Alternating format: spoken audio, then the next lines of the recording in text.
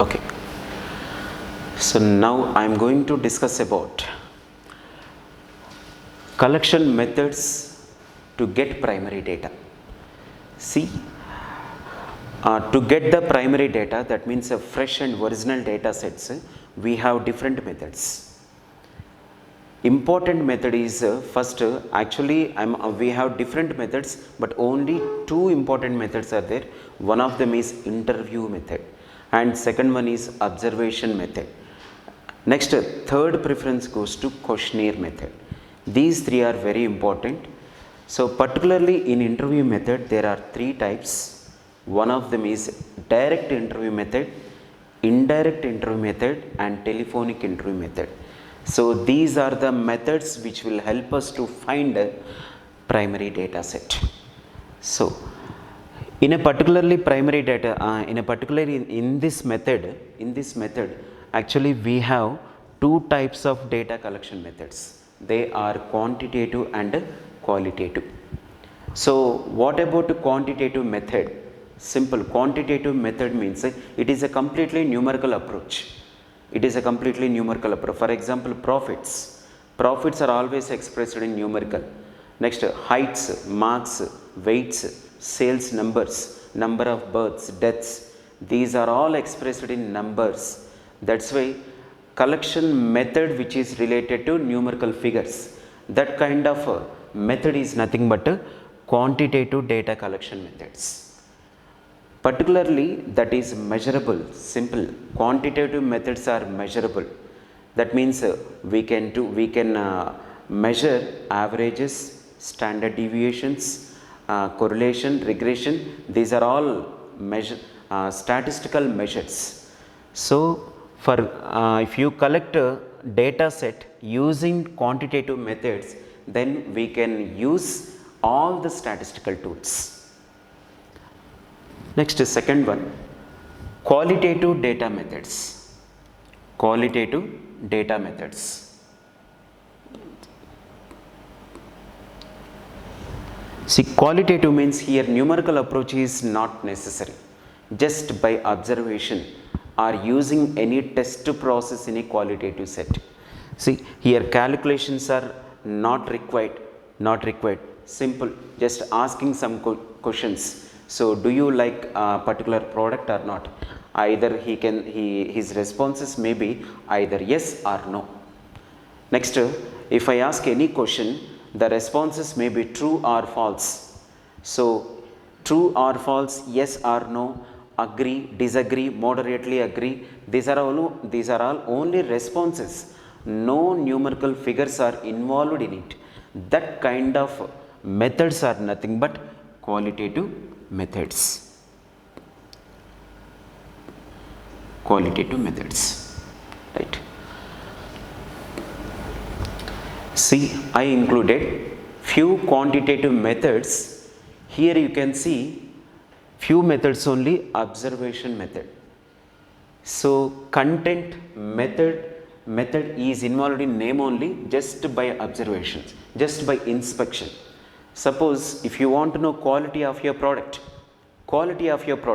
we don't want to ask any one of them, is there any quality or not, just by observing that product.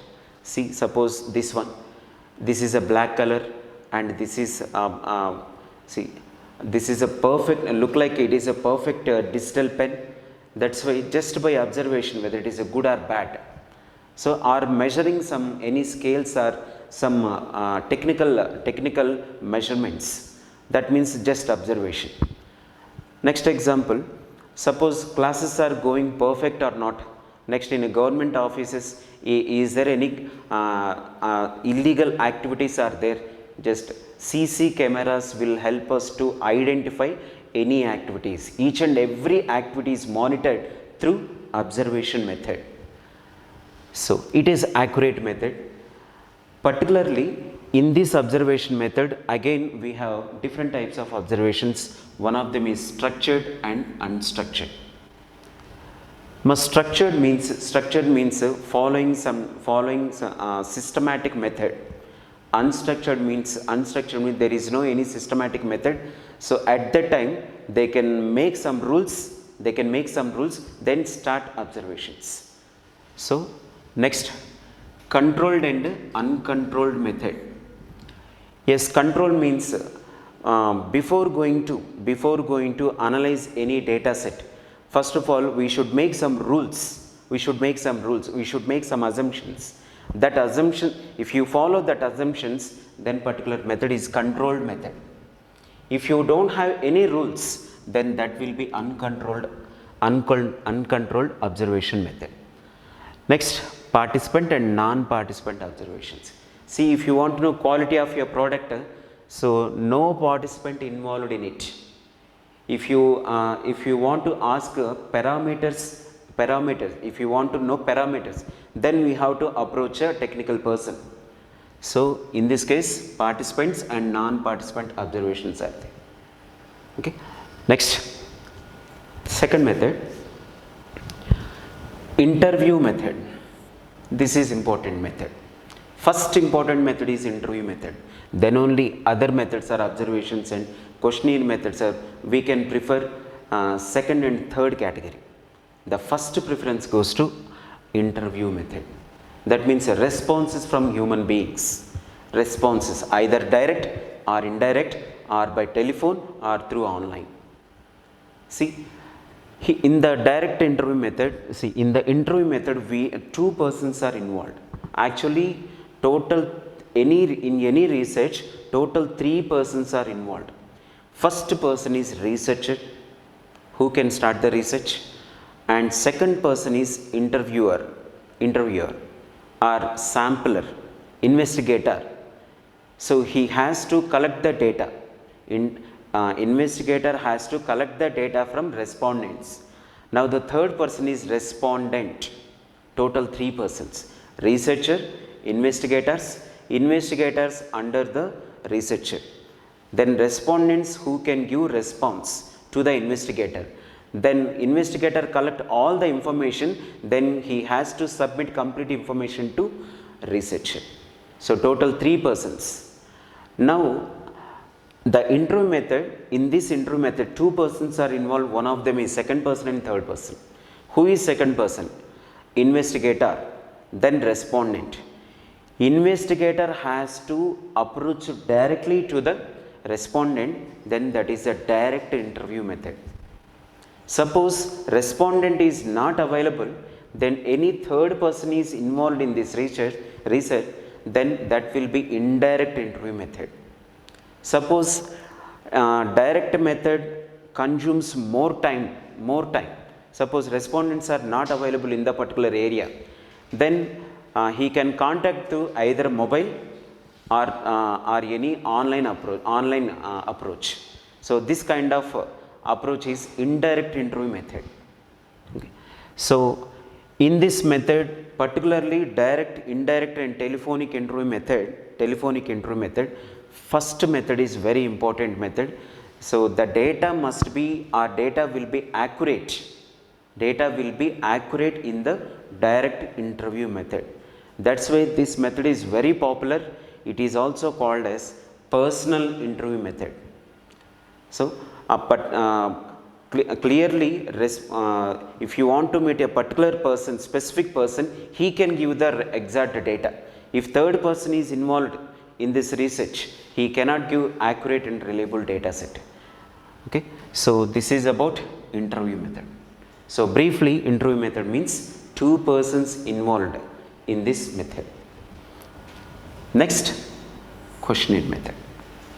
Here direct contact, indirect contact, nothing, indirect contacts are not possible. Simple. Researcher can make a questionnaire, the list of questions in a form, then he can give that form to the direct respondent.